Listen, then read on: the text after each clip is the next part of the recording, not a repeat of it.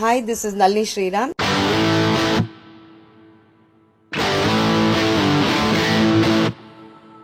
You're watching me on behindwoods.com.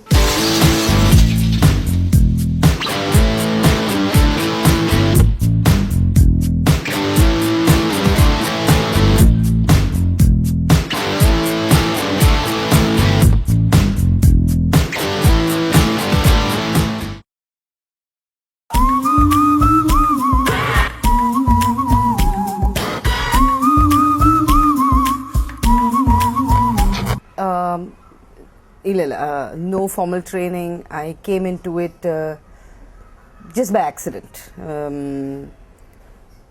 I graduated in English literature. I did my post-graduation in English literature, but either though there was an opportunity to get into it, and bang, I just got into it.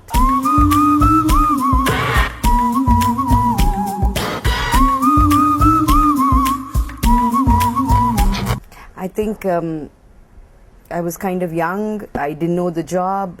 I just got into it because they were friends. They asked me to do it, and I really did not know everything about it. I was not even aware that I was ignorant. I just felt okay. I had an eye for color. I had an eye for detail, and I started this very, very casually.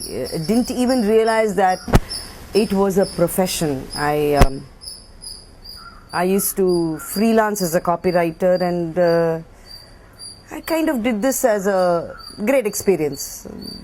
Didn't think it would lead me to where it's led me today.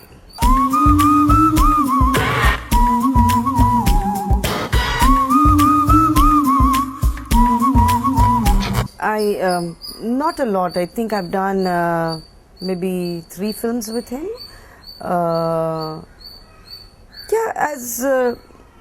As directors go, it was a great experience, especially to start off, to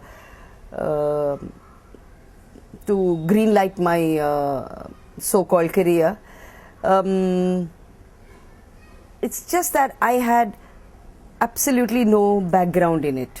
So I had to learn everything the hard way, which meant that the director, the actors, they had to be more patient with me than, than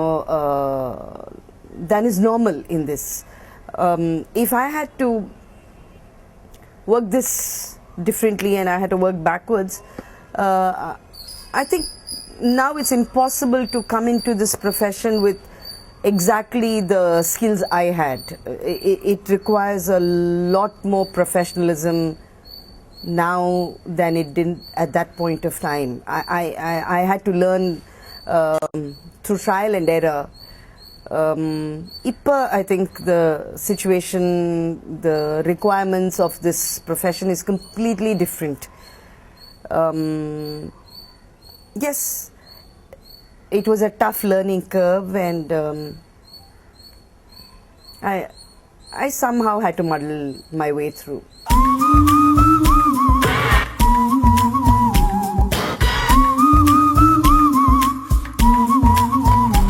I think to call it research is giving too much weightage to it.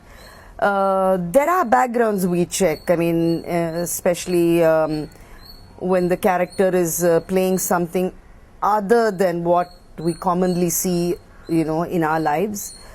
It requires some amount of background work.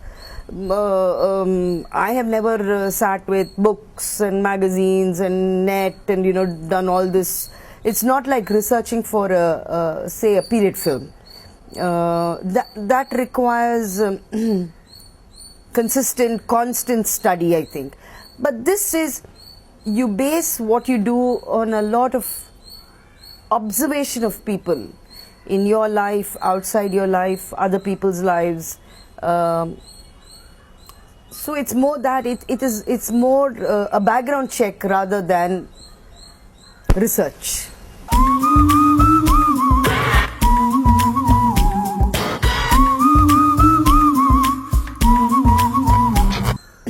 it's a tightrope. It's not like always we do everything that is fashionable, because sometimes fashion does not lend itself to practicality. I mean, it might be fashionable to wear something that is currently in trend, and you can walk the ramp with it. But if you have to dance in it for 3 days, then you have to think differently. You have to think from a different point of view, but sort of bring in the polish of style or fashion. அது வந்து it's a tough line to walk, really. You have to figure out how much of fashion you can bring into this, how much practicality, how much durability. Will this last? Will it work in this light? Will it work against this background? Will it work in rain? Will it work in sun? So we apply fashion only when we have figured all that part of it out.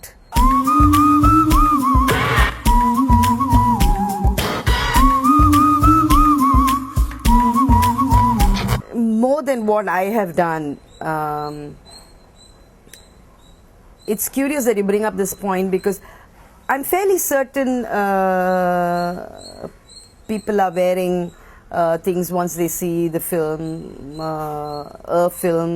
things do catch on. But some time ago, some years ago, in fact, I went into a retail store in Pondi Bazaar. Must have been about 5-6 years ago, and we were looking for saris for something, and I came upon these polyester saris which said Titanic saris, and that was really my first experience of how these things sort of filter out to common life. I know in Titanic nobody wore a sari, and they definitely didn't wear anything that resembled this Titanic sari. But it is a name.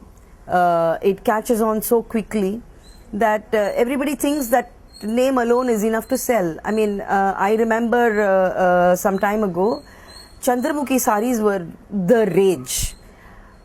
I don't know whether anything that I have done has now come into the common marketplace. I don't remember seeing that, but yes, Chandramukhi saris I remember very clearly. Everybody was wearing them. Everybody is still wearing them, whether they call that or not. So yes, it all comes down into the stores ultimately.